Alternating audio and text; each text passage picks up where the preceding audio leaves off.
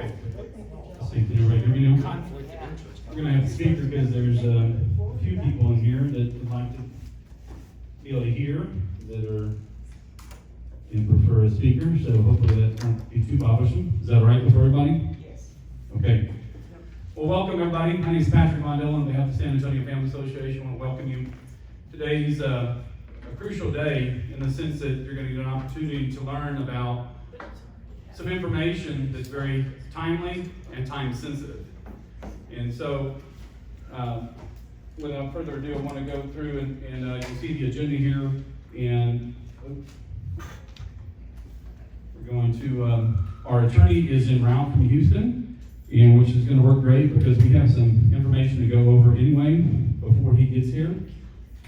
So we'll remember him to pray and pray for safe travels as we pray this prayer. And blessed are they who observe justice, who do righteousness at all times. Psalm 106:3. Some of y'all might know that. But let us ask the one triune God bless in the name of the Father and the Son and the Holy Spirit. Amen. We stand before you, Holy Spirit, conscious of our sinfulness, but aware that we gather in your name. Come to us, remain with us, and enlighten our hearts. Give us light and strength to know your will, to make it our own and to live it in our lives. Guide us by your wisdom, support us by your power, for you are God, sharing the glory of the Father and the Son. You desire justice for all, enable us to uphold the rights of others. Do not allow us to be misled by ignorance or corrupted by fear or favor. Unite us to yourself in the bond of love and keep us faithful to all that is true. As we gather in your name, may we temper justice with love, so that all our decisions may be pleasing to you and earn the reward promised to good and faithful servants. We ask this of you who live and reign with the Father and the Son, one God, forever and ever. Amen. Amen. So we want to start here in, this is important because on November 3rd, 2020, the citizens of San Antonio passed what they thought was going to be something to increase bus traffic for people with lots of great ideas, but nothing really set in stone.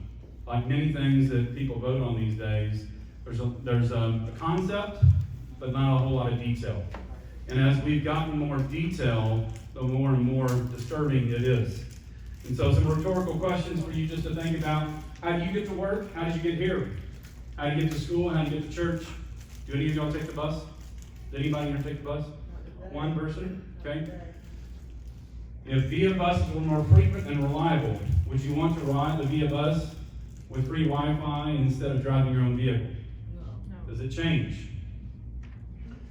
If you're a property owner, if you own a property on one of the bus and rapid transit lines, would you want your property or business impeded by potential temporary or permanent eminent domain claims made by VIA? No. Or our city of San Antonio? No. And what are your rights? So, briefly, we all know that we have great rights here in Texas. Texas is was settled by many debtors, quite frankly. And people, they were migrating and looking for freedom. And so you have a right to migrate and move about. And just real quick, you do. Matter of fact, the second paragraph of the Texas Constitution explicitly recognizes the right of navigation along rivers and streams as a right and as a public right and duty as part of the movement of freedom of movement. And that goes on to being transferred into right-of-ways as well, your streets. And in Texas, do we have private property rights? We do. We have strong private property rights. Even you might know of claims where people are arrested and even perform capital punishment for stealing cattle.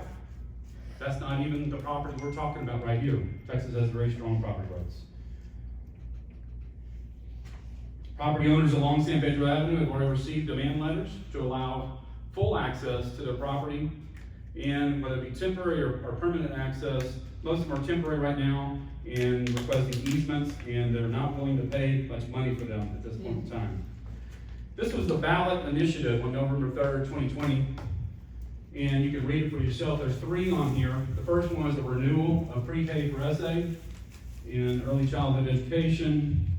By the way, that pre-K for SA is not under the governing board of the State Board of Education. City of San Antonio can do what it wants in regards to indoctrination and grooming, which needs to be changed.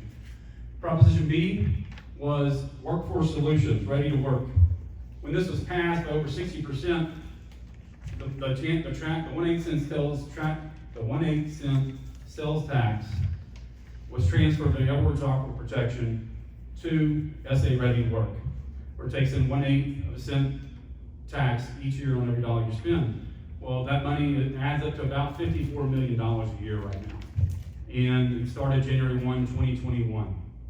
And it goes through December 31 of this year, when it will then transfer over to the Advanced Transportation District, which is the next one. And the Advanced Transportation District is what will increase from 1/8 of a cent to 3/8 of a cent, all passed on November 3rd, 2020. This is just to show you one of the SAFA family entities. This is a political action committee called Texas Family Action. That this is not, we're not new to this. We've been fighting it since it came out and was conceived back in 2020 and when it was released. So we've been standing against this and trying to educate voters about this since that time. So that's really what that is about, to just show you that all that's there. This is we had a huge billboard. You can see myself and another gentleman standing there in front of the billboard. We drove around the city, encouraging people to vote no and against this. This is back in November 2020. This is the city putting out the ballot initiative. This is on VIA. You can go to keepsamoving.com for VIA's website, keepsamoving.com. There it is, restated in the ballot language. San Antonio reported this as a referendum vote of approval of Ron Nirenberg while he was mayor. And again, pre-K for SA was reapproved for 8 more years, 1/8 cent sales tax. SA ready to work, approved for 5 years, 1/8 cent sales tax. There's a provision in the code that allows where you can accumulate $100 million, and then that's what their argument was. The Upwards Aquifer Authority for protection of the water had grown to $100 million, and so they decided to move on to another provision, in this case, SA ready to work, and where they will accumulate $100 million in the coffers other than what they've already spent. That program has been lackluster and not very successful. Less than 1,000 people have been trained, and most of those people who have been trained have gone to work for the city of San Antonio. Advanced Transportation District will increase on January 1 of 2026 to a 3/8 cent sales tax. So if you didn't know, what we're here talking about today is the Green Line. It's the first initiative of the city of San Antonio in combination with VIA in regards to what they call Advanced Rapid Transit, ART. Advanced Rapid, so they throw around some acronyms here. I'm going to share them with you, and if you get confused, just let me know. But this is the first one, the Green Line. It extends from the airport down San Pedro Avenue, 11.7 miles to downtown, and a little bit below downtown. As you can see, those dots, those circles there, are intended to be 26 new bus stations. And if you remember, Okay, what would be the purpose of having this starting at the airport? Do they think that people are gonna get on this thing and go riding down San Pedro from the airport somewhere? That's their goal.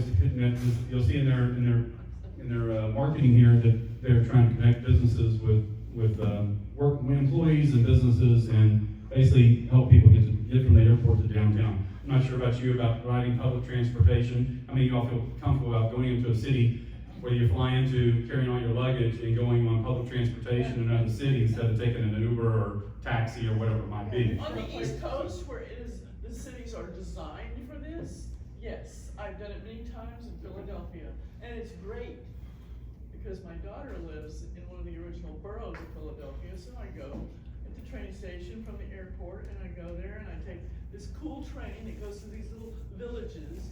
Yes, but that is not what San Antonio is laid out. That is a different type of layout, urban layout, okay? Yeah. We do not have that here. Thank you, that's right. Okay. So how many people get off of, only 2 people said they ride with one person and one person sometimes. So how many of you, if you're business owners, are receiving customers riding on VIA on buses today? Anybody, you having customers come see you from buses? Now, Mike, I have a question. If this is rapid transit, why are there 26 stops? It's a very good point, and they have a distinction between their lines, and Primo is supposed to stop less, the Primo line is supposed to stop less, and then the other ones are supposed to stop more frequency. Their philosophy is more frequency, more repetition, and greater frequency will cause people to want to increase the ridership because they can count on it. In daytime, weekdays, every 10-minute intervals, on weekends, every 15-minute intervals. I'm not sure why you have to spend $446 million to have more repeating lines on that timeline, but that's what they sought out here. Basically, the previous presidential administration made this money available, and they took advantage of it. Just so you know, this footnote right here, the city did receive its federal funds just before Trump was inaugurated this year. Okay, can I ask you another question? That's right. Hold your question if you would. I want to make sure we're ready for the attorney when he gets here. So if you haven't seen recently, this is your tax rate summary. You got your property tax and your sales and use tax rate there. That adds up the sales and tax use rate adds up to 8.25. It will stay at 8.25, which is the maximum allowed in the city of San Antonio at the current time. And this tax will transfer from ready. The second one will transfer from here to the Advanced Transportation District. And this right here, this Advanced Transportation District, is what the attorney's going to focus on here when he gets here in regards to the legalities of it. You also have a hotel occupancy tax, just in case, if you want to know. It's the highest in the state, and right about 18%. This map right here was very exposing.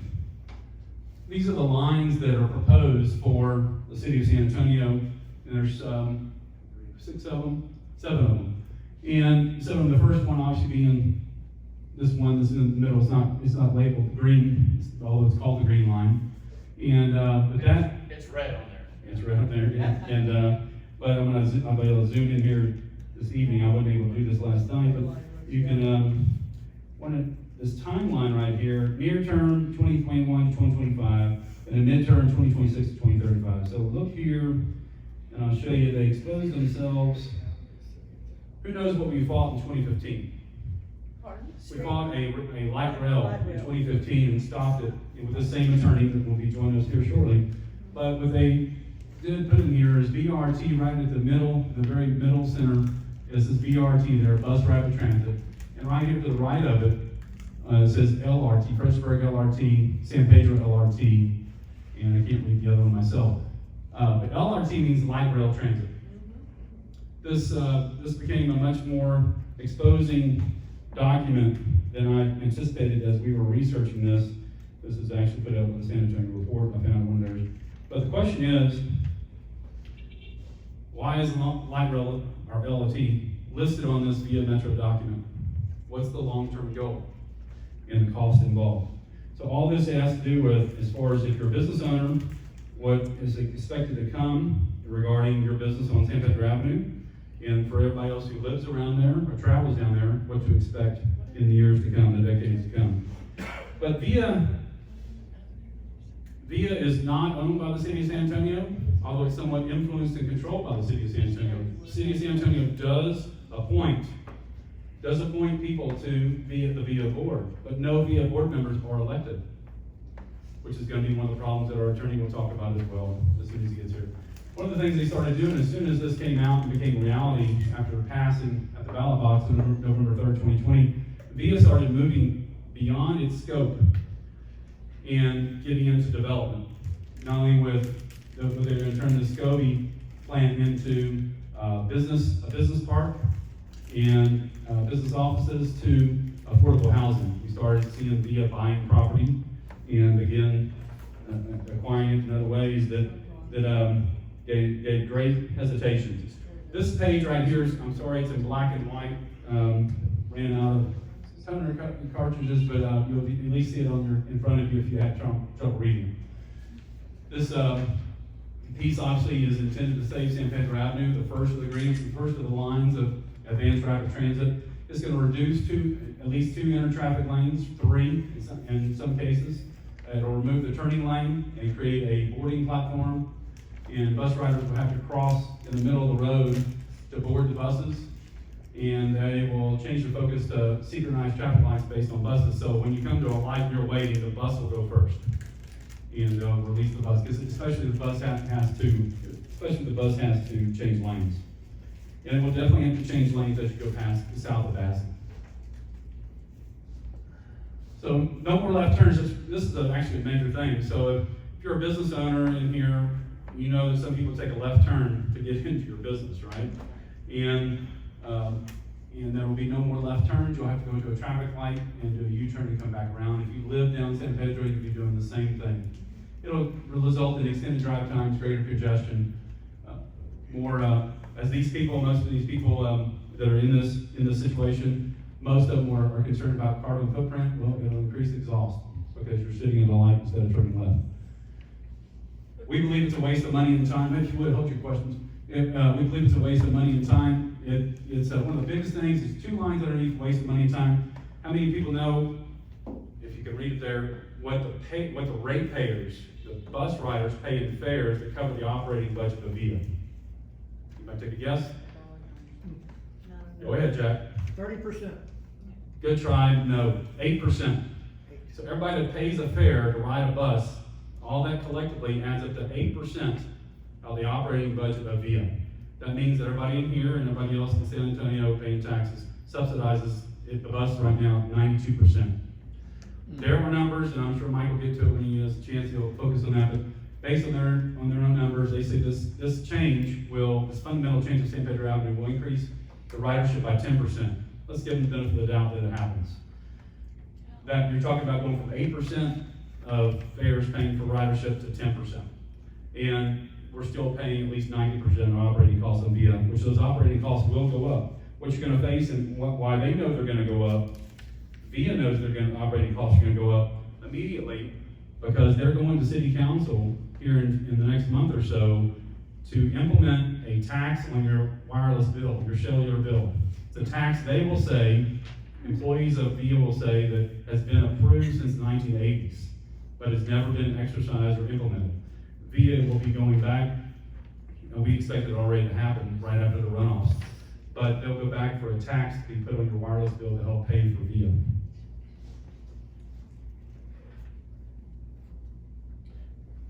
Excuse me. So what about the future of your business and neighborhood? This is what you're looking at. This is from their website. Again, keepsamoving.com. You can find out what they're having to say about rapid service. You can read right there on their timing.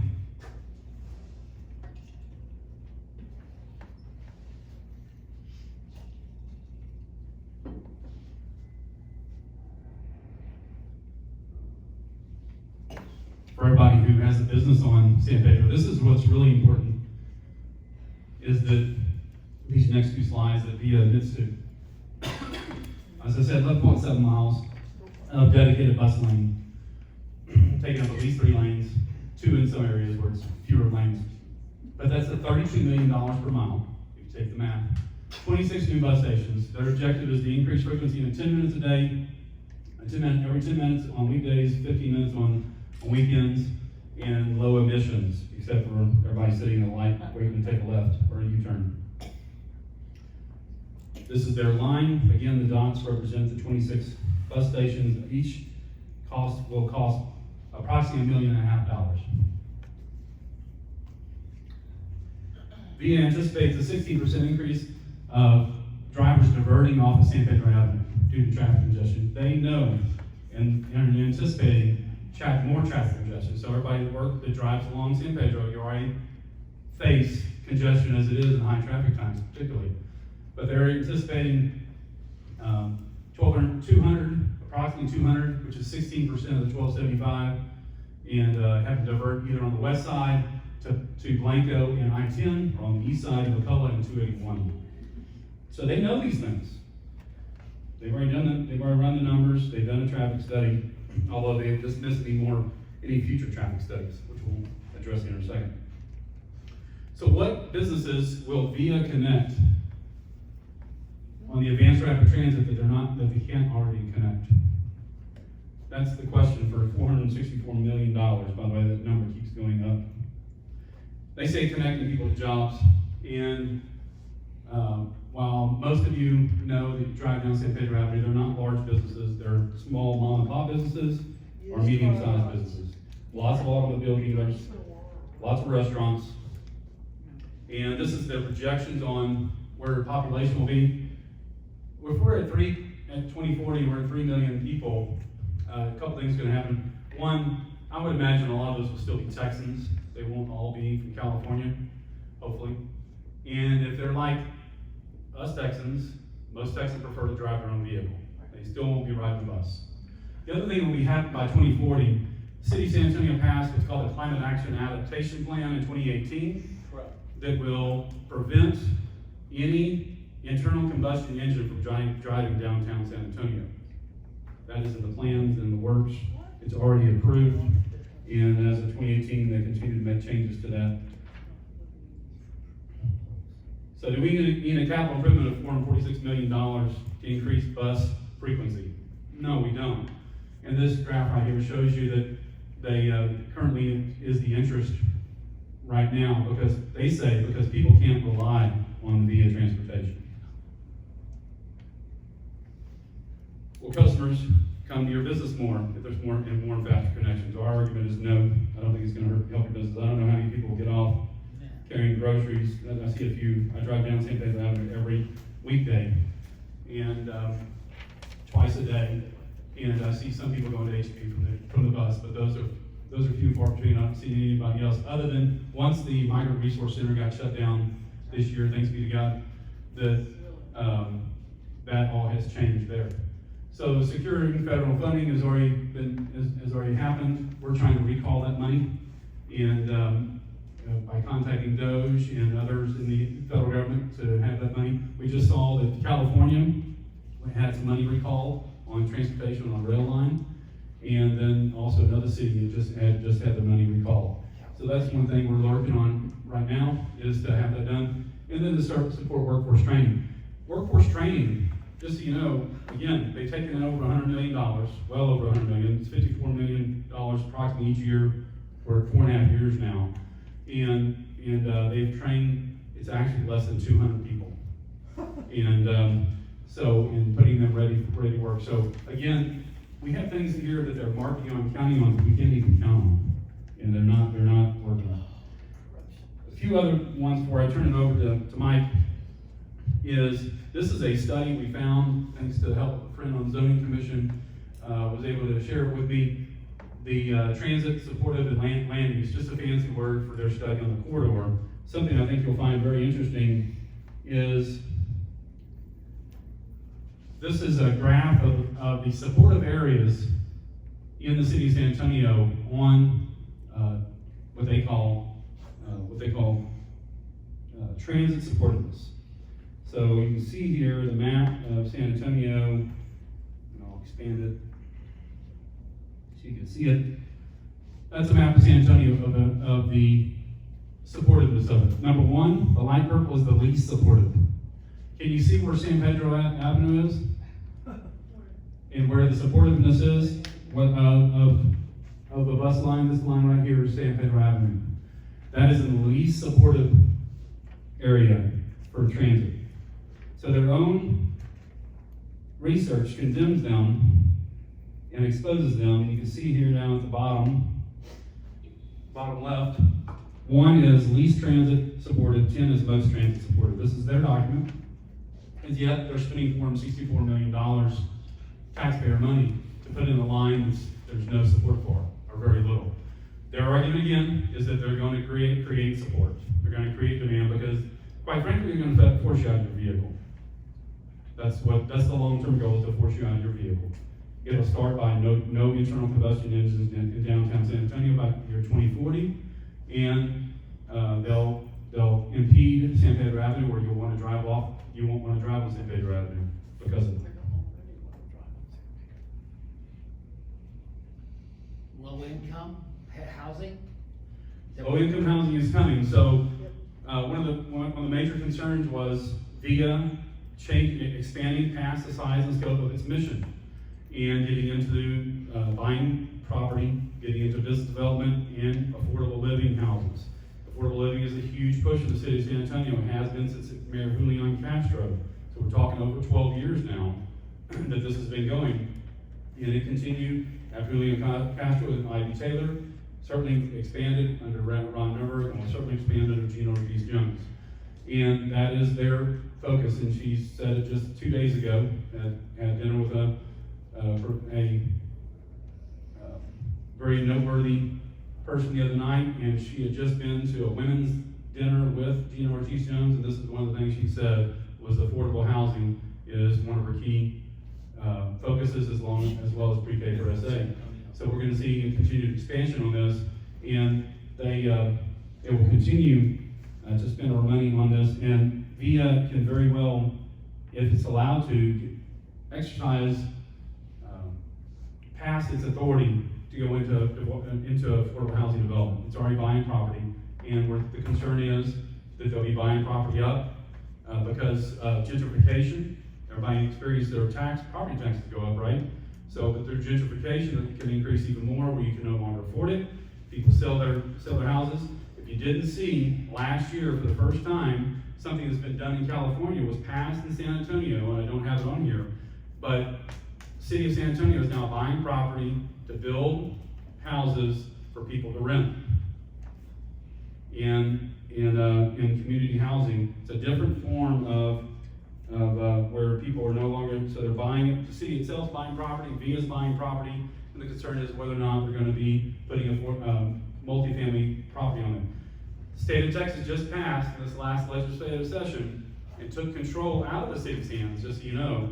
A new bill that was signed into law by Governor Abbott, I think on June 20th, that allows anybody who has commercially developed property to build multifamily housing without city approval. No longer needed. And that's a new law that will take effect September 1. So it takes some of the control from the city. The city did fight it, and they lost. So one of the things that right here that I wanted to show you was, again, what you already just mentioned, read the line on affordable housing right here. Read it, please. All right, read it to you. Strategies tailored to existing market strength. They may include tools for affordable housing preservation and production of new units and mixed income projects. Just there to show you the focus of the city. Every one of these new bus transit stops will have zoning like this, where 250 feet in some cases, 500 feet in the other cases, they will reach out in what can be built or not built in along those 26 bus stations. So it would be that the radius would be 250 feet to 500 feet. Zoning Commission will tip you the first to hear that, to answer your question. Oh, this is, I thought was interesting. That bolded line, they're going to be waiving all traffic impact analysis requirements in TOD districts. Each of those circles, the 26 bus stops will be considered transit-oriented development. Transit-oriented development was started a couple years ago, and by Mark White was the sponsor and voted on and passed. And this is his attempt, in his opinion, was to make lemonade out of lemons, because he didn't think anything could be done to stop this the VIA monster from going through. So he passed the transit-oriented districts, and every one of those bus stops is a transit-oriented district. So one of the things they won't be doing is traffic studies in regards to each of those 26 stops. They're waiving that requirement, which is quite interesting. This is a little known term, IDZs, extend IDZ to station. IDZ means infill development zone, I-N-F-I-L-L, infill development zone. The only way the city can grow its tax base at this point is by density. Did everybody believe, everybody that lived here in San Antonio that lived and suffered through COVID with the closing down of houses of worship and everything else, but everybody who did, one of the best things that served San Antonio was we're not as dense as New York or anything else. We're much more spread out. That's actually better. The city knows it can no longer, thanks to state law, can no longer annex its way to prosperity. The only way it can grow its tax base is by density. That means infill. That means taking down a house, building up affordable multifamily housing. And so this again, just showing the focus of where the city of San Antonio is going.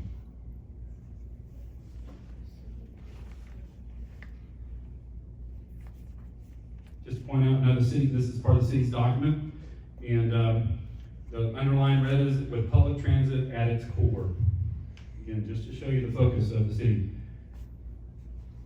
Why now? Why is now important now? We've been working on this since they passed it. It's actually since before they passed it, but it's now because this press release right here by VIA on their website as of a couple days ago specifies that they broke ground on the project.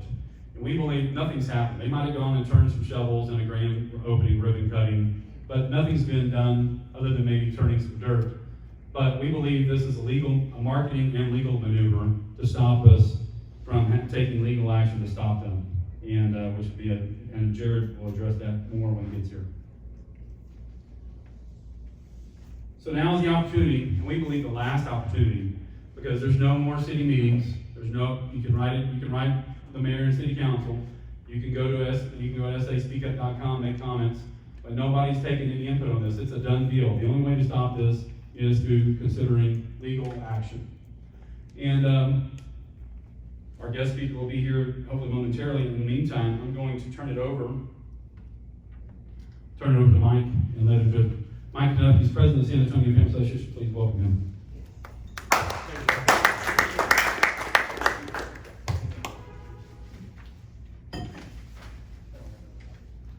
I'm going to pass out something here that if you could share. I didn't bring it up. My name is Mike Knupp, and I'm glad you're out here. Shows me that you're concerned. Dr. Molina, one of my favorite places. So I'm kind of upset that we didn't have this meeting downtown. Why did we have it out here? No, Free parking. Parking, construction, one-way streets going the wrong way. You're trying to get over here, you got to go right. Welcome to the future of San Pedro. Because no one's going to want to go to San Pedro, unless you're a tourist, maybe. And so that's really the issue here. And if you're a resident there, question is, how in the heck are you going to navigate this? And Patrick already told you, the city knows this stuff. The transportation department knows this stuff. They're trying to get you off San Pedro and shoot you over to Blanco, or shoot you over to McCullough or somewhere else, or 281. They don't want you on San Pedro. And that's the whole idea behind mass transit. If you don't know that, that's what we ran across when we were fighting the rail on Broadway. So they have all the numbers. We're at a disadvantage, but they think we're stupid, and we're not. Let me just tell you a little bit about the what they're trying to do with real estate. So the Port Authority of New York, anybody heard of that? sure. Yeah. So the Port Authority of New York and New Jersey basically was established in 1921 through an interstate compact between New York and New Jersey with a consent from Congress, believe it or not. And this marked the creation of the first bi-state agency that Texas has. The initial focus was to improve development of the two cities, or the two states, I should say. And it was going to be in charge of regional trade, transportation, including the modernization of the port, the bridges, the tunnels, the airports. We all know this. They had two pieces of real estate that are pretty famous, or were pretty famous. It was called the Twin Towers. I thought you said they're a port authority.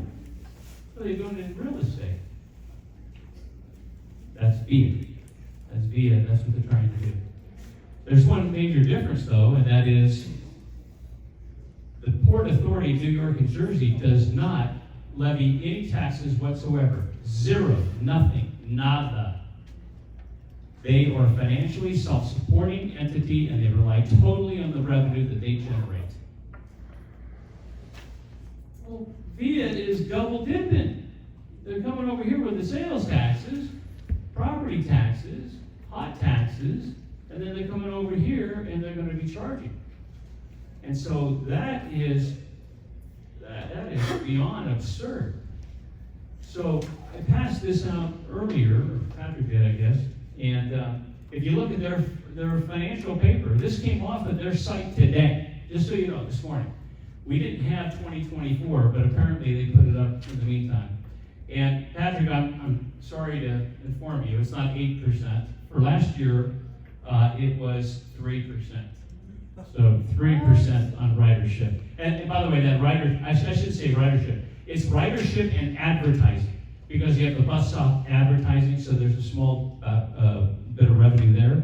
So you can see $16.5 million of total operating revenue from ridership and advertising, and the total expenses are $326.8 million. And you can see it's 97% of VIA is subsidized by Taxpayers. you. And actually it's worse, because you know one of the perks of working for the city of San Antonio? They give you a free bus pass.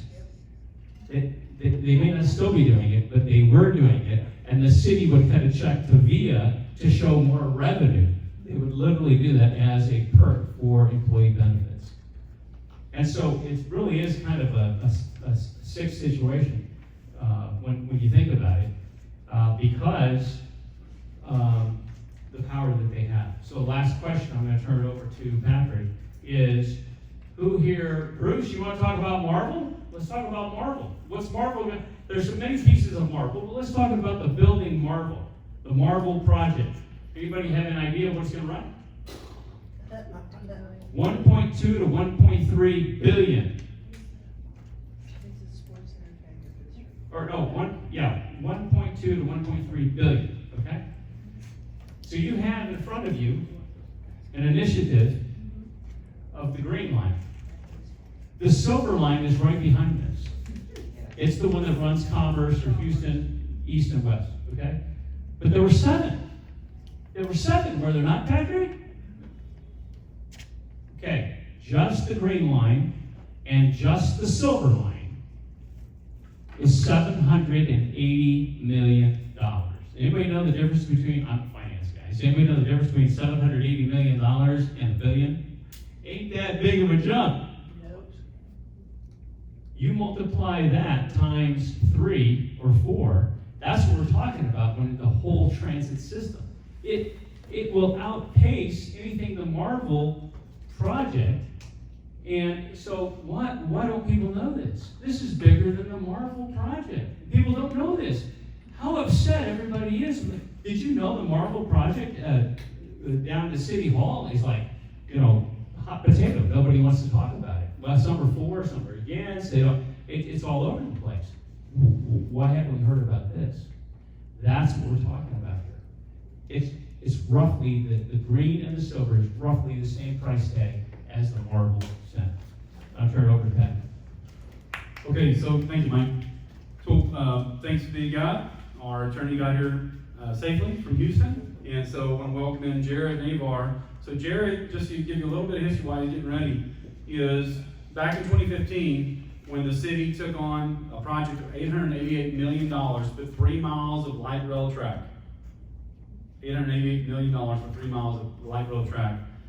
The firemen, San Antonio Family Association, Responsible Government Coalition, a couple other organizations came together and were meeting and created a specific purpose PAC, raised money, and employed Jared Navar to help us deal with the city of San Antonio. Thanks be to God, we won that battle. The project was stopped, and a new charter amendment was implemented.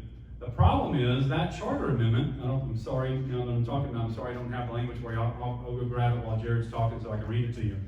That charter amendment, due to some technical legalese and the lack of communication, that charter amendment would have prevented this from happening if written correctly. Yeah. Unfortunately, it stopped short.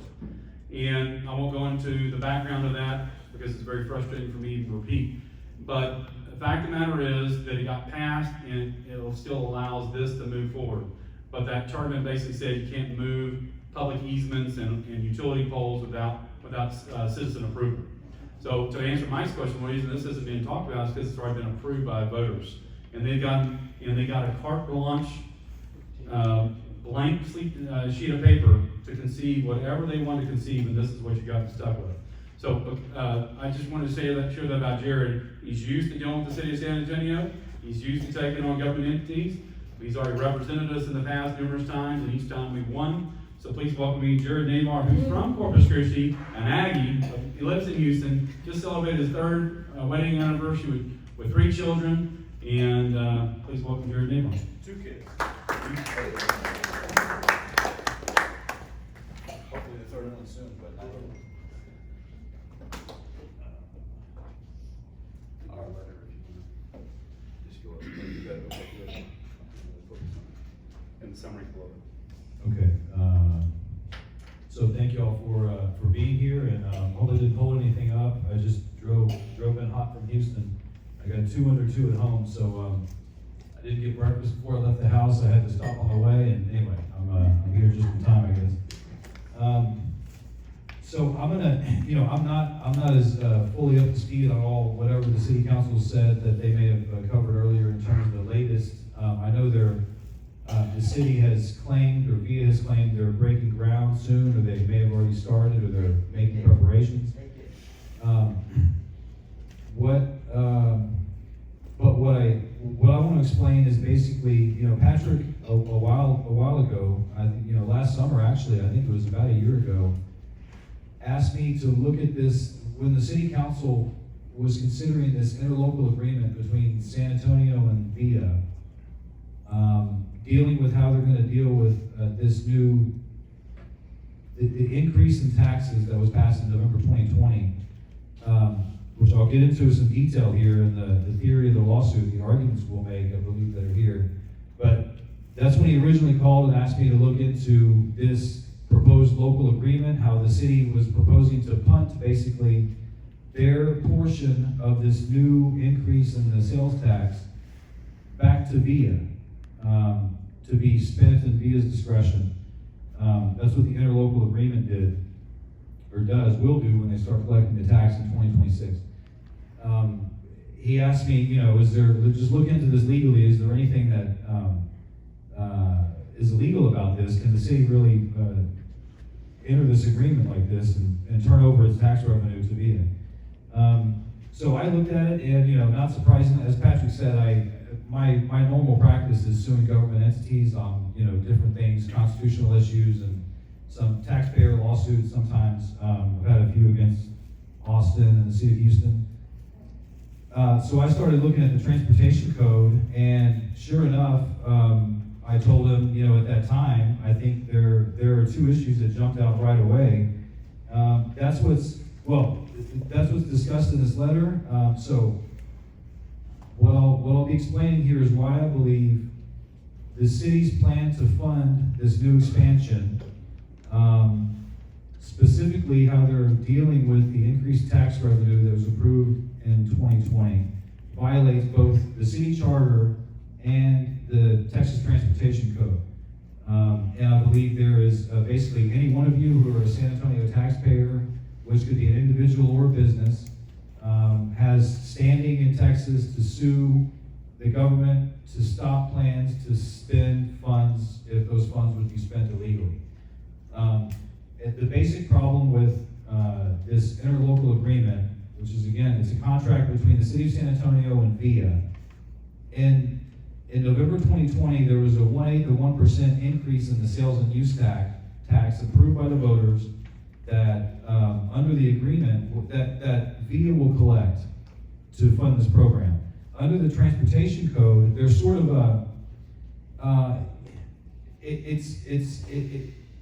there's a provision that says whenever a transportation district like this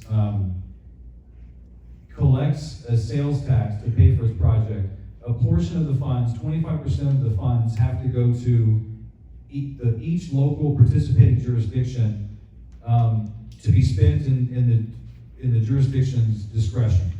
Those funds have to be spent on the project or on transportation improvements in the district, but it basically preserves some local accountability for each participating jurisdiction that is participating in some projects. So even though, the sales tax was increased by 1/8 of 1%, VIA collects the tax. Under state law, 25% of that increase is supposed to come back to San Antonio. So VIA collects it, sends it back to the city, and the city has to use it for transportation improvements. But under that scenario, at least your elected representatives in San Antonio, and not the unelected board of VIA, determine how to spend the portion of the increased revenue. So there's a measure of political accountability still to be exerted. But San Antonio has now executed this agreement with VIA, which basically all it says is, we're gonna punt that 25% of the additional revenue back to VIA. So now it's being spent by VIA in their discretion, and there's no more political accountability. But maybe the most important point about this is that city officials have said in their official, in the city council record, that, and I think and publicly as well, that without this additional portion being sent back to VIA, this whole project is not viable. Now, that's what they've said. If we file this lawsuit against them, they're probably gonna claim that it's a foregone conclusion and, it doesn't matter, they're gonna try to find a way around it. I think they'll back away from that, but as for now, that is I don't think they can. I mean, they've made that representation in the official record, and so it's more than just, it's more than just, a technicality about, keeping a portion of the funds, to be spent by the runaway city council, anyway. It's potentially a way to hamstring the entire project. It's potentially a way to hamstring it, especially if there's a way to use it. If you can get a court to say that the funding plan is illegal, that could also affect the plans to get federal grants for the federal portion of it, now or down the road. I mean, so it may sound like we're arguing about a small portion of the revenue, but it's really more than that. It's really, in their own words, it's critical to the whole project. So, if I don't know if Patrick has sent around the copy of this letter that's on the screen. It's about 4 or 5 pages, but it goes into detail and cites the legal authorities, sort of a summary of our legal position. This is a letter that we sent to the Attorney General's office, because we're hoping that they might intervene as well, which would add some gas to the lawsuit. But so that's the basic theory why I think it violates the transportation code, and I think it's a pretty strong argument because whenever you make an argument like this, you have various levels of arguments you can make. The transportation code, let me say this: when a statute covers certain activities, but doesn't cover others, you can make an argument that by failing to mention other activities that would have fit under the same sort of topic, those things are not covered, those things are forbidden, right? If it gives an entity authority to do X, by failing to give it authority to do Y, that means that Y is prohibited. That's a type of statutory argument you can make, and we have that here, because, well, first of all, the primary point is that the transportation code says that the city is entitled to the 25% of its portion of the additional sales tax. There's no provision to kick that back to VIA. And it seems clear when you read the whole structure of the statute that the legislature was trying to, again, maintain some level of political accountability for how some of that money is spent by each jurisdiction that's in the project. But even better than that, this area of the code gives specific authority for VIA to send more money to the cities that are participating than they're entitled to under the default rules.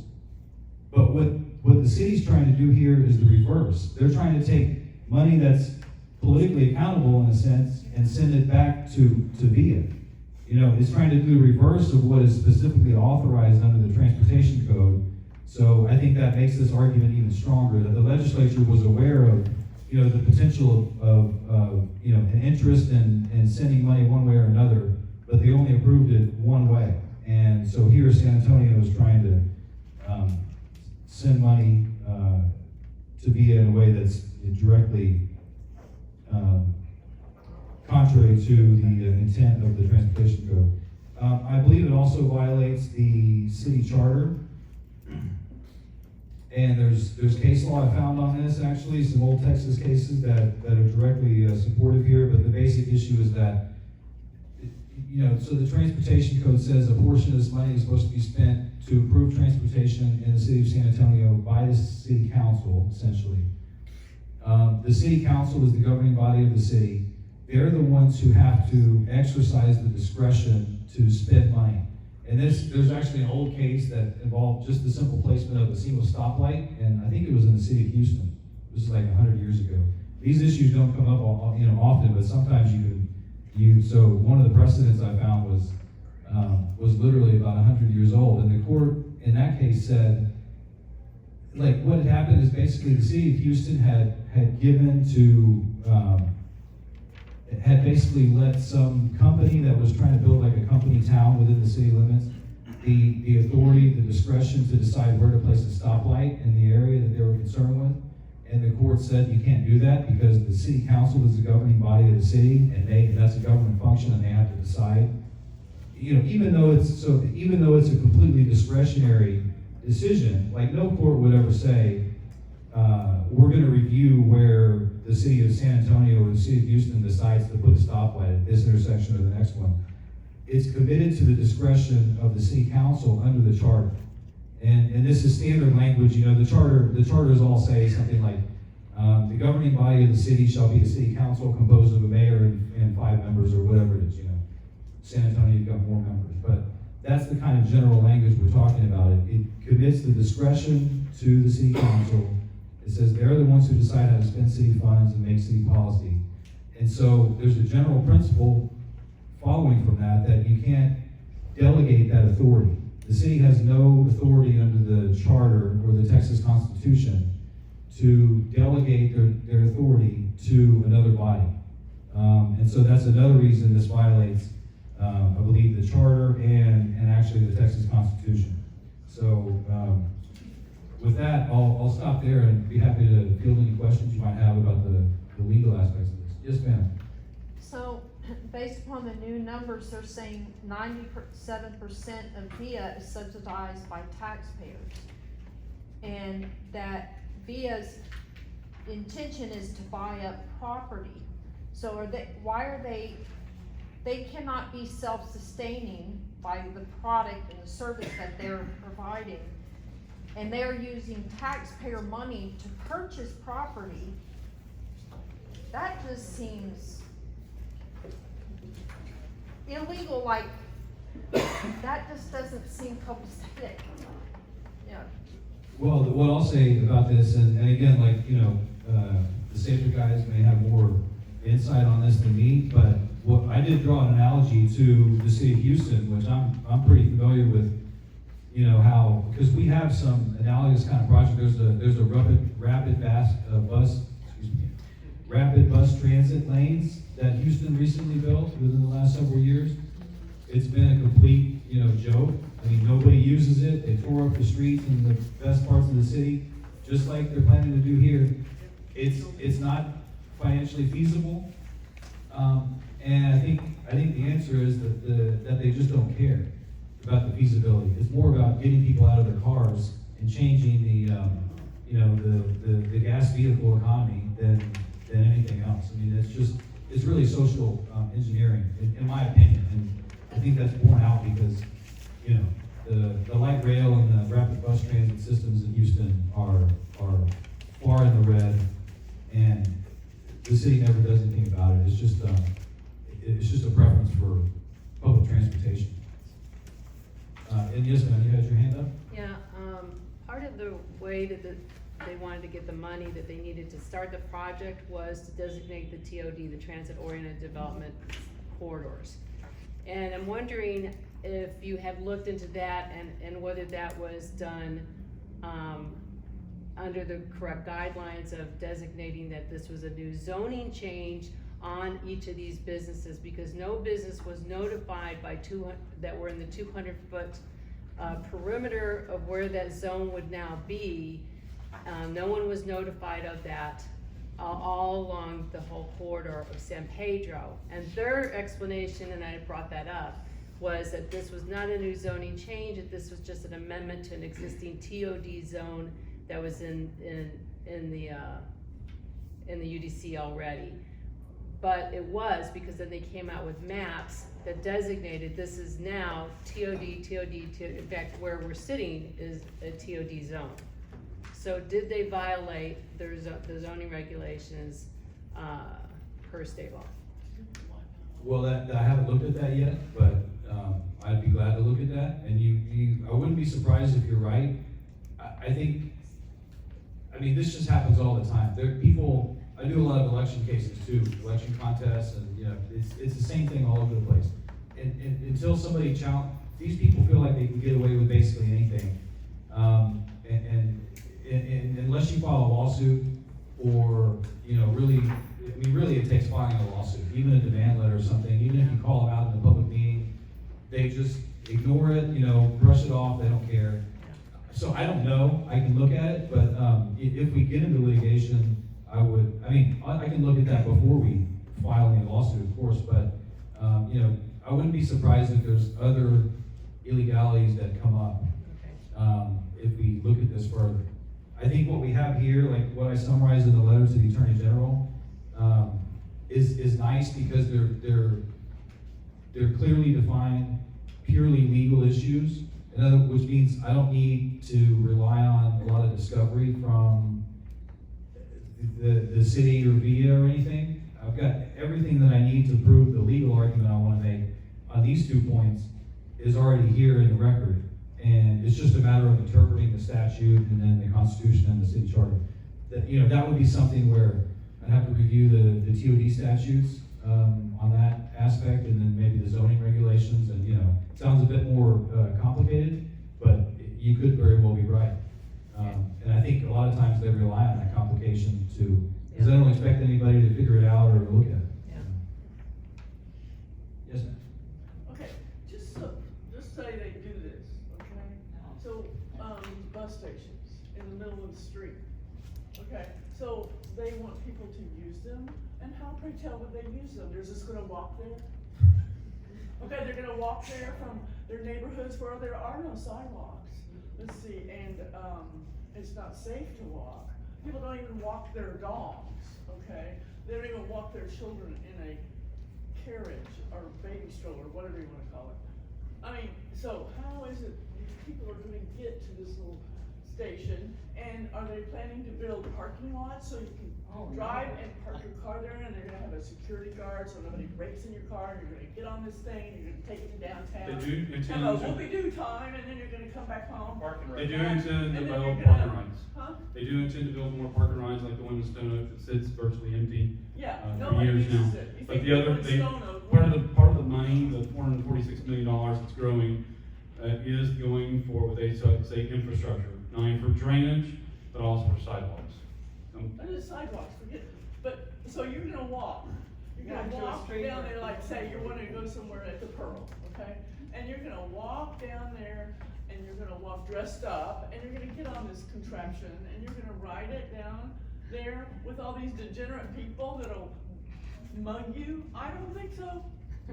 Okay, that is what they're trying to do. They're putting a square peg in a round hole is what I call it. That's a simplified thing. That's And what I that's mean. what they've done. They built a total square peg in a round hole. And also, logistically, what are the chances of freaking fighting City Hall is basically what you're proposing. That's what you're talking about, yes. Yeah, are you gonna be able to do that? Can we do that?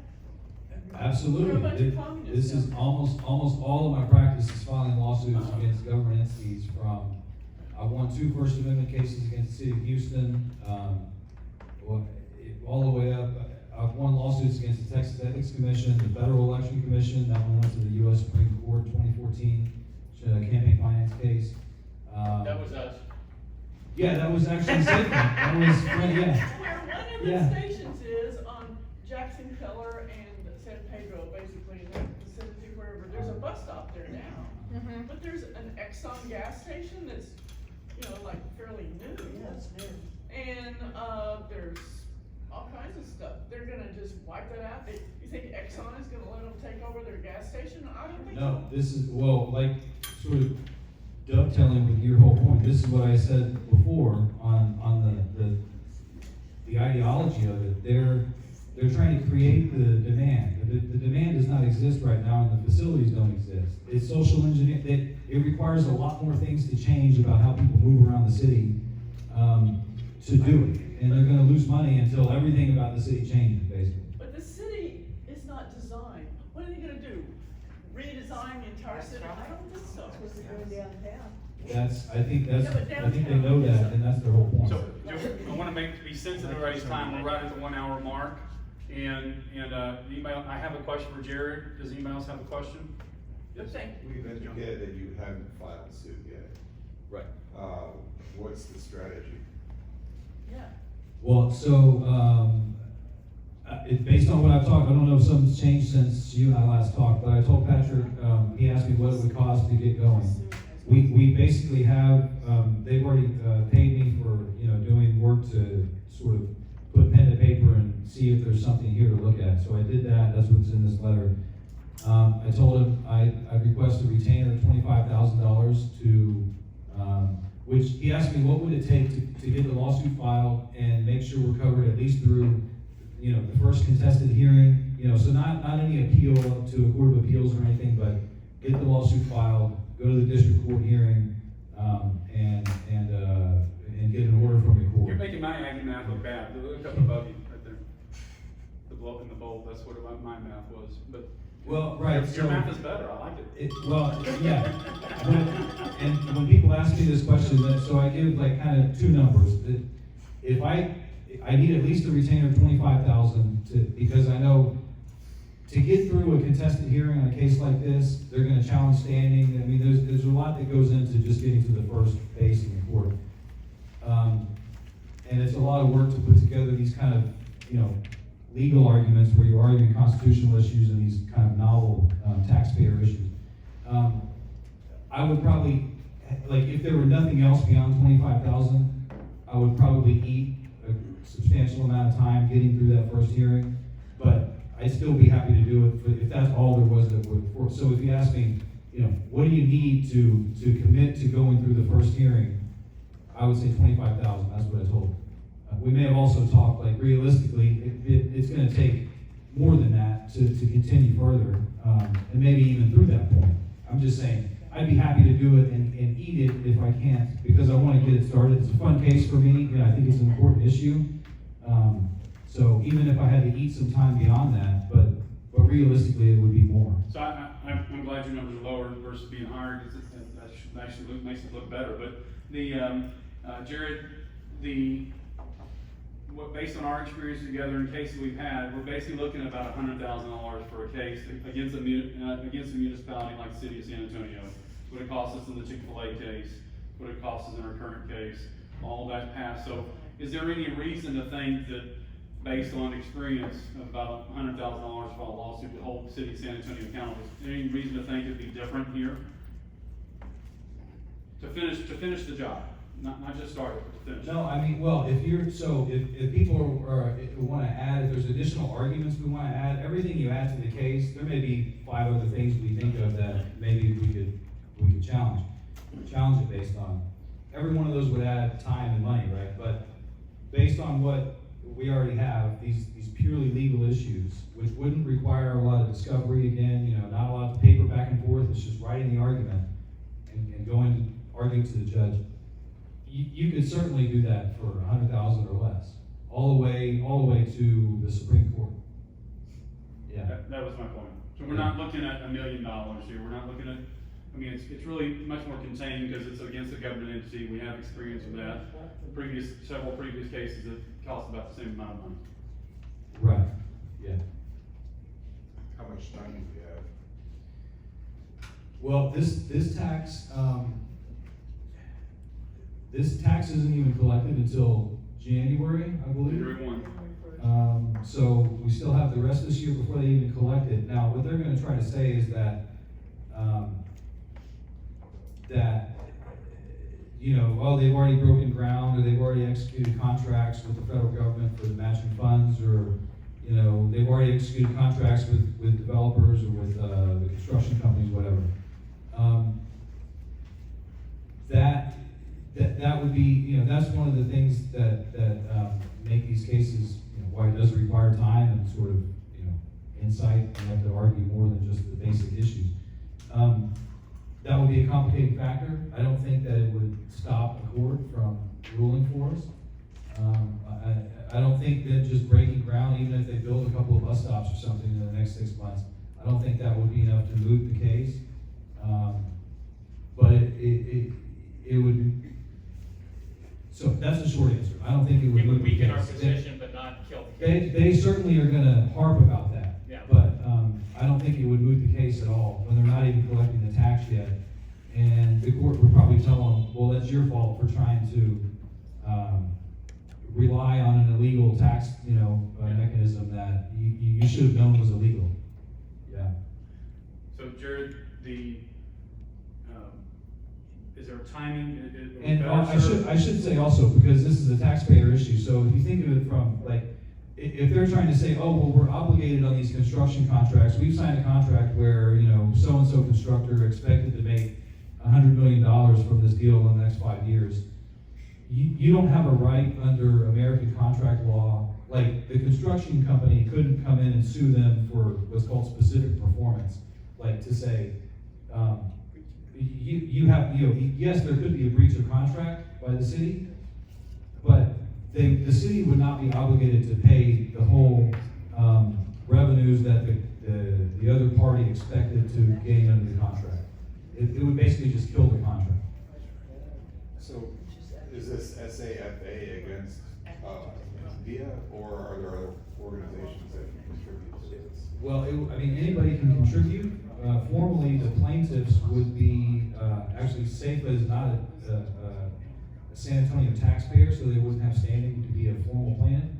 But any individual who pays sales tax, or any business that pays sales tax would have standing. So are there other entities that can fund this, is what I'm trying to Yeah, ask. anybody, Are there other- right, and it's a fair question.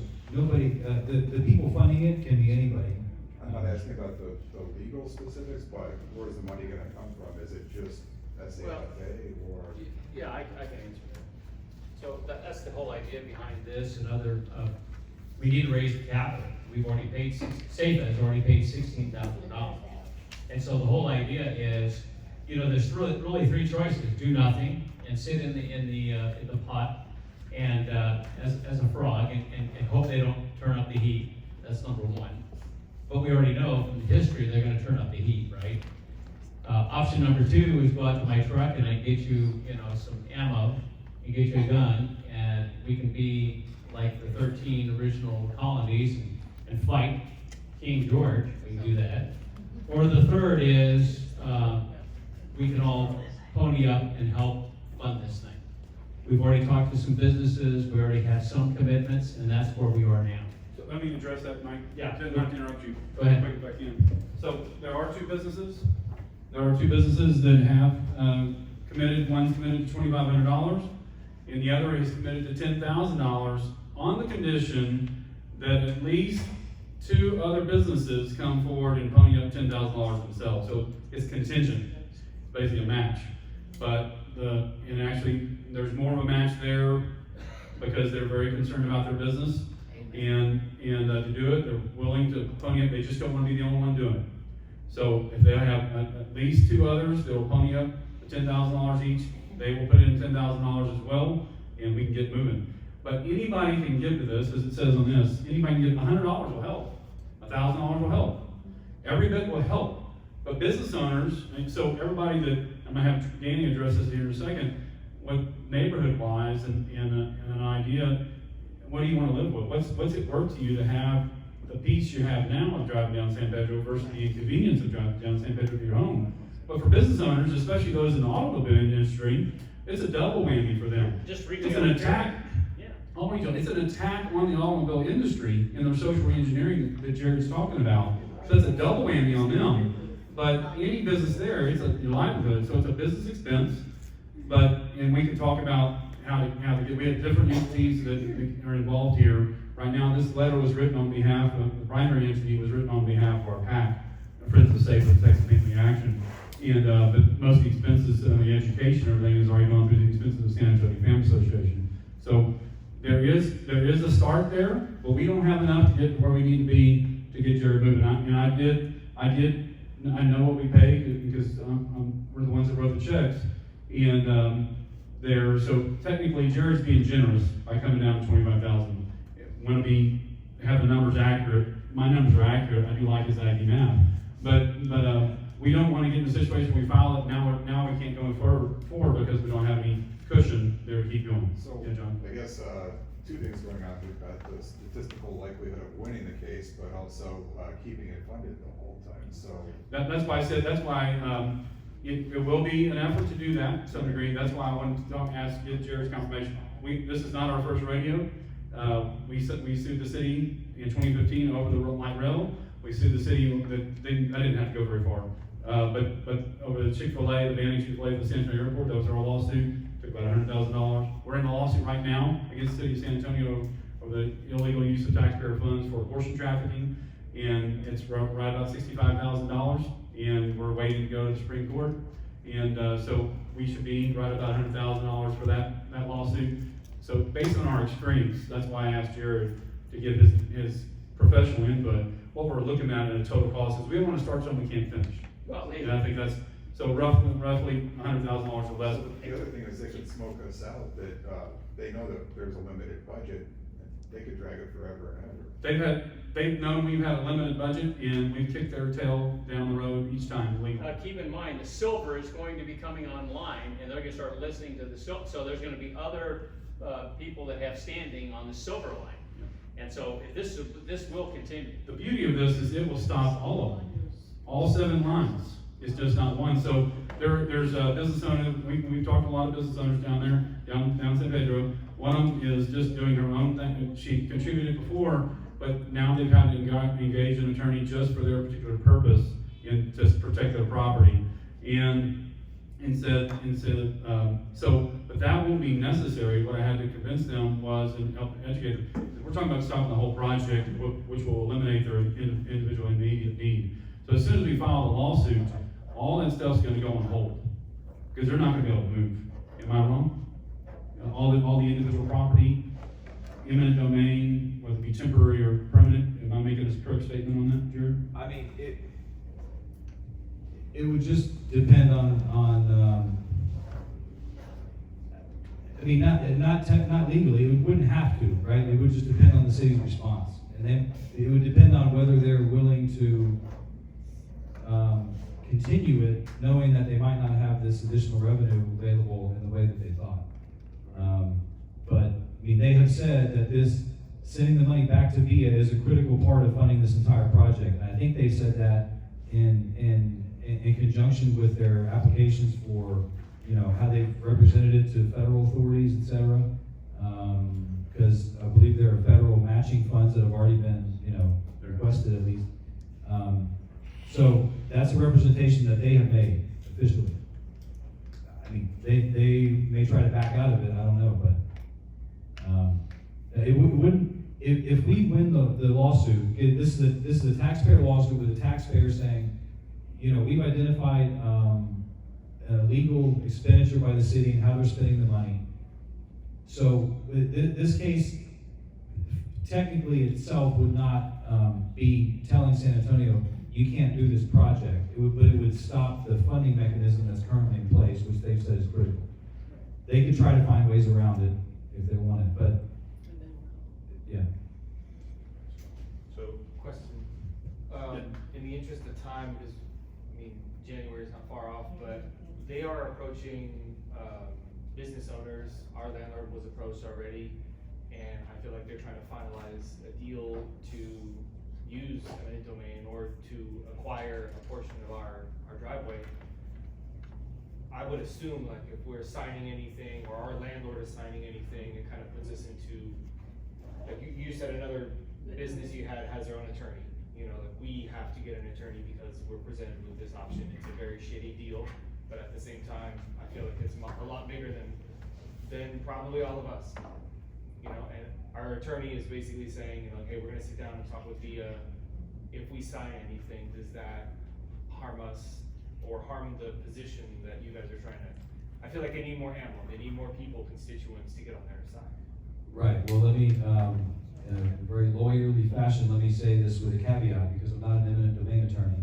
But I have started to poke around on those issues because of this case, this issue. So I'd be happy to talk to your lawyer about it, but my impression would be it would not, let's say, and I think some companies have already signed these agreements.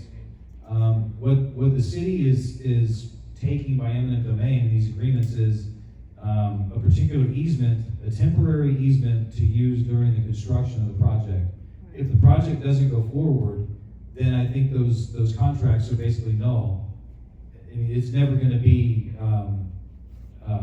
actuated, you know, so, and I don't see any reason why signing the contract would, you know, be any impediment to participation in this effort, or it, you know, it wouldn't, the idea is to stop the project. If the project stops, then the easement is meaningless.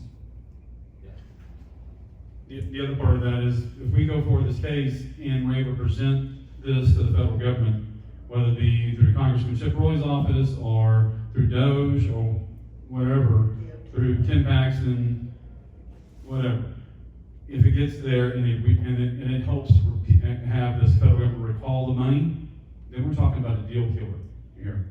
And that will certainly change things in how the city is going to fund it. And in addressing that, you brought up a good point, Patrick. Some of you might be concerned about being identified or targeted, since you have a business on San Pedro or live on San Pedro. Based on our different entities and the entity that would exist in filing a lawsuit, there's going to be anonymity for whoever contributes. So we're not going to have to list who is going to be contributing to that. So from that standpoint, that's one of the benefits of going this route. Is it's still a business expense from a business perspective, protect your business, so you can talk to your tax advisor about that and talk to Danny, who's a CPA afterwards. But you will have anonymity from that standpoint is our intention, so you won't be targeted. Let me add something to address your question, sir, about, and maybe other people have this also about, you know, the feasibility of maybe getting to a judgment before the city has a good case that it's moot, or, you know, are we gonna get mired in the district court? You know, basically, is it feasible to think we're gonna get a ruling or even go to the Supreme Court for a ruling on this before, because we're gonna have to get around some local Bexar County judges, you know? And the answer is yes, definitely. It is feasible, and this thing can move as fast as it needs to move. Let's say the lawsuit just hews to the basic legal issues I've already identified, and we don't add anything else. Those are legal issues, meaning like I don't have to engage in 6 months of discovery. I don't have to ask for any documents from anybody. You know, I can already take these to the district court, get a ruling. If they take too long to rule, if I'm sitting there waiting for weeks and my motion's on file and they're not doing anything, I can go to the next court and ask for an order, basically ordering the court to rule on it. You know, there's ways to accelerate it, and the courts will act on that. And let's say we identify some good issues that maybe would muck it up and require some more time and require some depositions or whatever, that still wouldn't prevent me from going as fast as I need to on the issues that I can take up immediately. You can ask for distinct relief, and I could, you know, even if we're in discovery on something else, I can take the issues I want to take straight up that are ready to go on a you can file a motion for an injunction, and if that's denied, you have the right to appeal all the way up to the Supreme Court. So there's nothing that the city can do that can prevent me from seeking relief in a timely fashion. So, timeline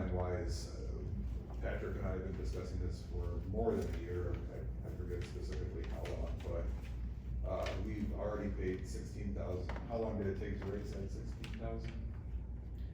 About the time we started talking, 2 years, obviously. Yeah, year and a half for sure. I mean, if we keep going at this pace, Yeah. It'll have to accelerate. it will. Yeah, but we've also not spent our whole focus on it, just because we have our other case and other things going on, so elections and everything else, so we're at the point where we can spend more undivided attention to push it forward and raise funds as well, help raise funds, so that would be the intent. If we file, then we have to move fast and keep going. And, I mean, the fact that it's now, the city's, you're getting closer and closer to it, that's often what it takes for people to pay attention and put some skin in the game. What about creating a GoFundMe page? Well, that would be a question for these guys. That's sometimes very successful. There are cases and clients that use that. I mean, We've done that in the past with some does it work? limited success. Yeah. It's a couple $1,000, but yes, we should try any and every means to do that, absolutely. What about contacting Elon Musk?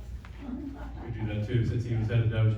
Thanks, guys, for coming. I want to be sensitive to everybody's time. I want to give Danny just 2 minutes, if you would, from a perspective of what else might be out there, what other course of action on the backside of the petition side you can see is what are the things you could be doing right now, other than praying, but Danny's got a comment for your thoughts.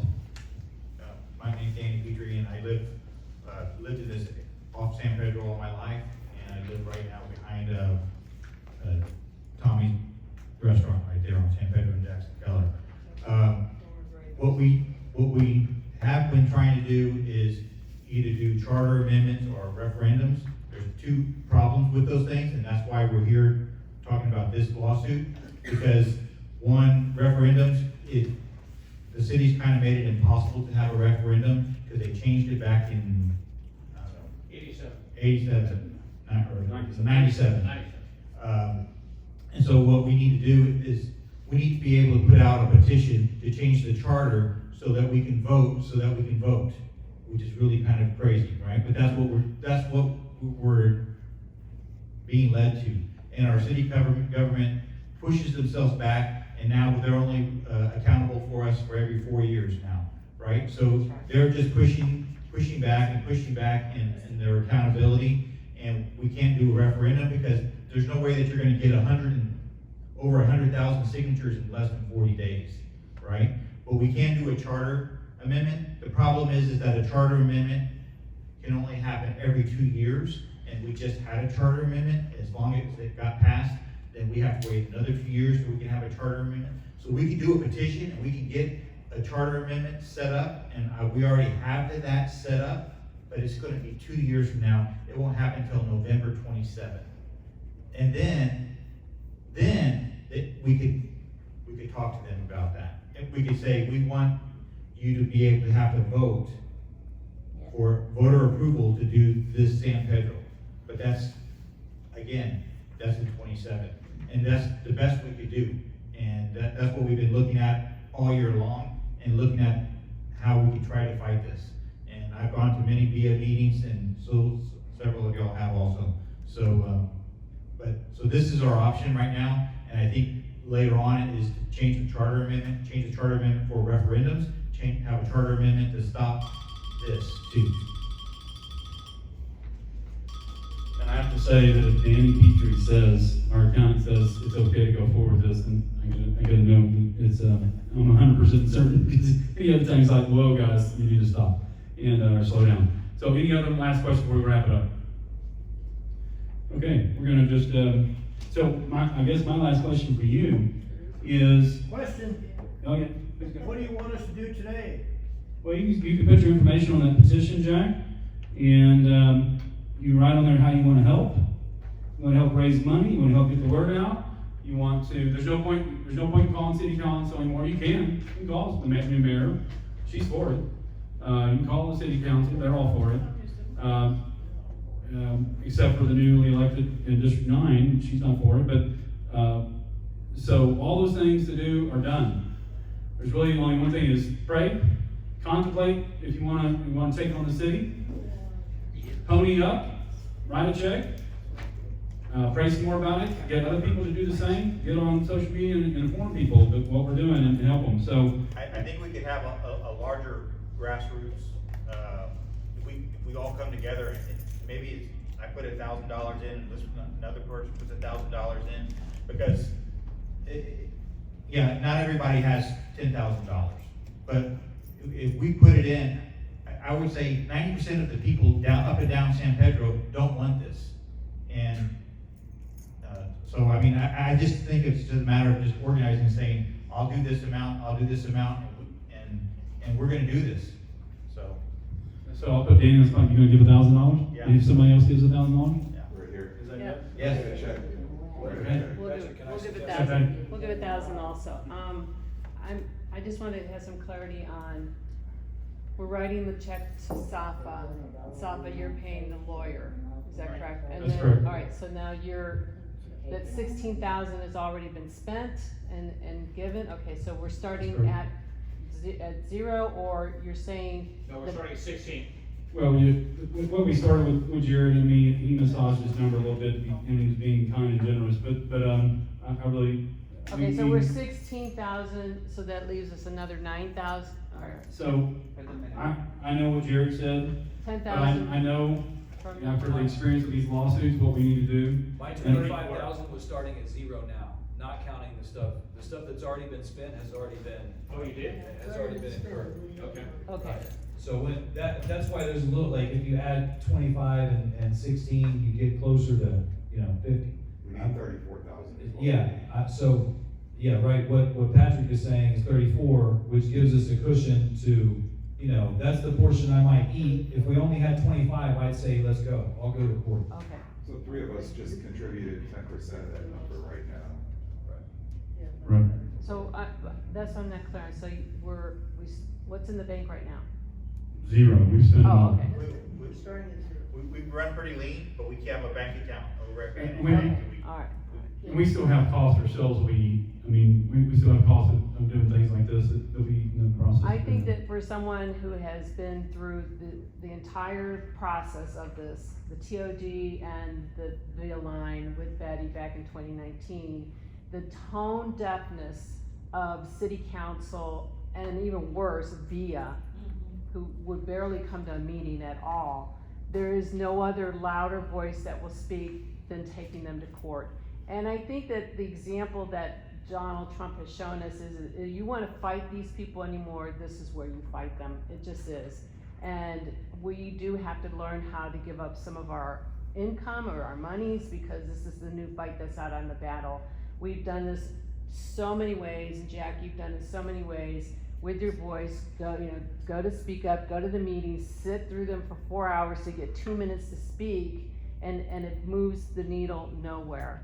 And from someone who's come from eminent domain of a government, federal government, who eminent domain, the home I lived in, and you had to sell it and move, and so did everybody else in the small town of Peninsula, it hurts. It hurts in a very big way. So for these companies to start to get eminent domain of their land, they will move, and then that person will move, and that will move, and it will change the dynamic of what we now know this city to be. So I think it's hugely important to donate, and we will donate 1,000 today, but I'd also like to donate some type of time of getting some type of fundraising event started, because this is kind of fun actually this way. When we did it back in 2015, it was a ton of fun to raise that money and take it to court and win it outright. And there's no better way for a conservative voice at this point, when we are in a blackout period for the next 4 years, than to go to court to get our voice out there. Exactly right, Patty, thank you very much. There is no other way to get their attention better than file a lawsuit. This is the battlefield of today. It's an unfortunate circumstance that everything written in the city of San Antonio is you gotta go to district court. And don't expect us to win at district court, just so you know, we will most likely lose at district court. But the good news is we have a new fourth court of appeals that's a Republican majority now, and we'll have some good response there. And then we'll go to the Texas Supreme Court that's also a Republican majority. And so Only reason I mention that is because they'll have some more level-headed people that aren't all about social re-engineering of our society. So I wanted to be sensitive to everybody's. So we got 1,000 from Danny, got 1,000 from Patty, and it's a good time. Anybody wants to match from that? Thank you, Jonathan. And Who do we make the checks out to? who do you want to make it out to, Danny? SAFA. To the San Antonio Family Association. SAFA for short. So Danny handles all of it. So I want to go up here and we should want to finish with a very quick prayer. And send you on your way. I want to thank you all for your time and your attention, your consideration, and please pray about it and talk to your neighbors about it. Everybody who RSVP'd, I will send you the link to this presentation. So if you RSVP'd, I've already started sending to some people, but I'll send you the link to the whole document that you can use and share the pieces that you think would be appropriate and encouraging to other people to get involved. So let us pray in the Father, and the Son, and the Holy Spirit. Amen. Our gracious Heavenly Father, God Almighty, grant us the wisdom to discover the right, the will to choose it, and the strength to make it endure.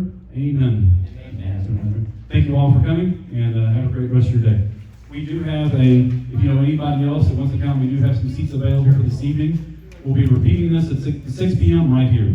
6 p.m. right here. And so if you know somebody who needs to come here, they can certainly come and do that. Thank you very much.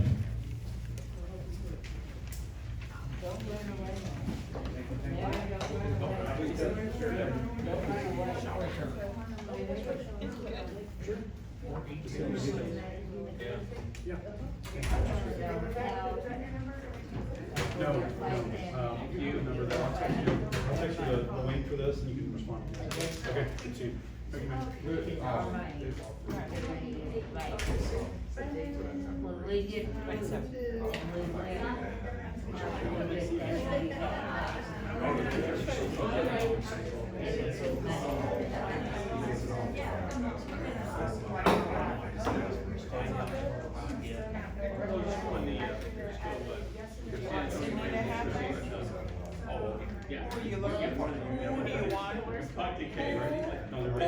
I'll tell you more about safety. Flights and everything. She's can be a rising senior. My other one was younger.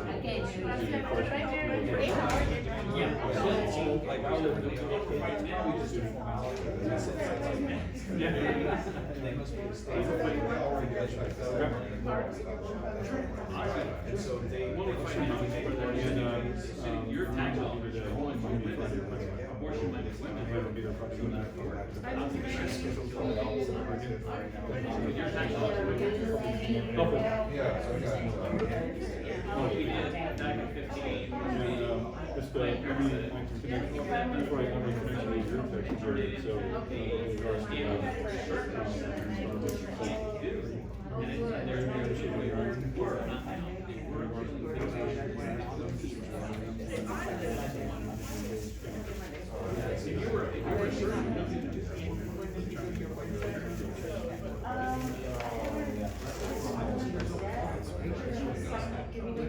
Oh, yes.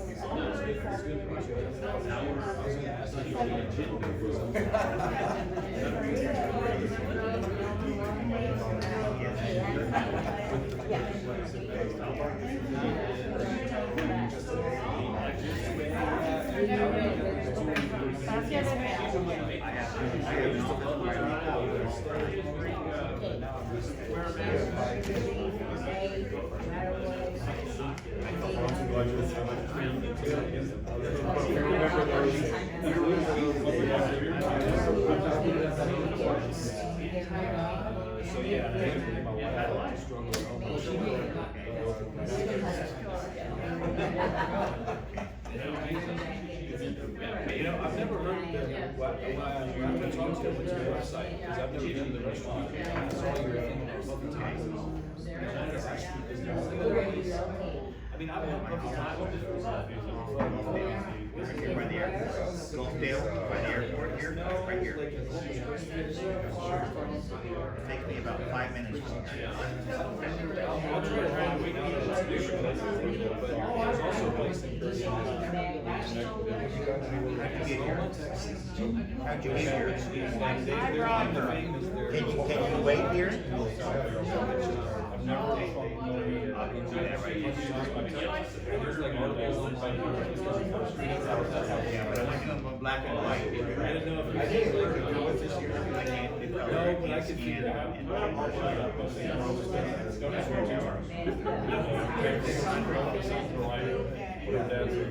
It's gonna be. You want 100? Is he gonna say? I was gonna wait for the year, right? That's I don't know if I can make it now. Yes, sir.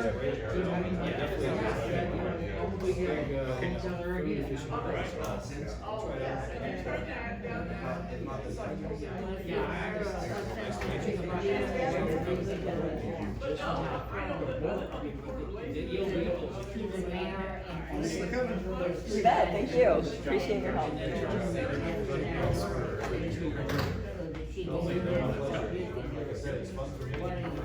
Immigration, illegal immigration,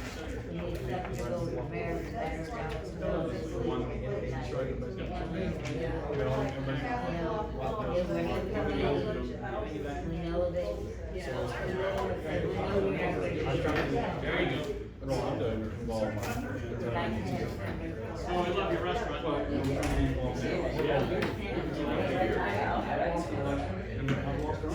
Three of us, all you looking at,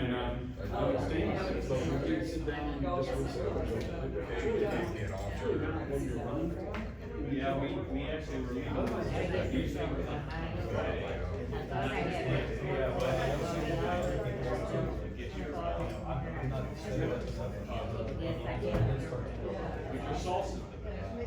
Do we have a city council meeting tomorrow?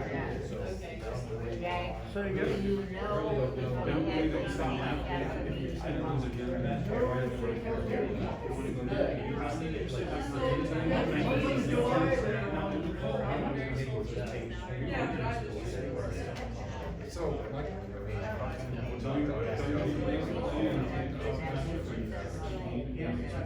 you know if we have a city council meeting Yes, ma'am.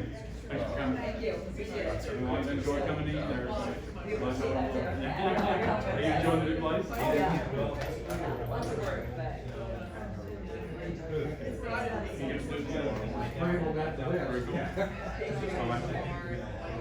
Yes. Oh, let me turn my camera off. Oh, yeah.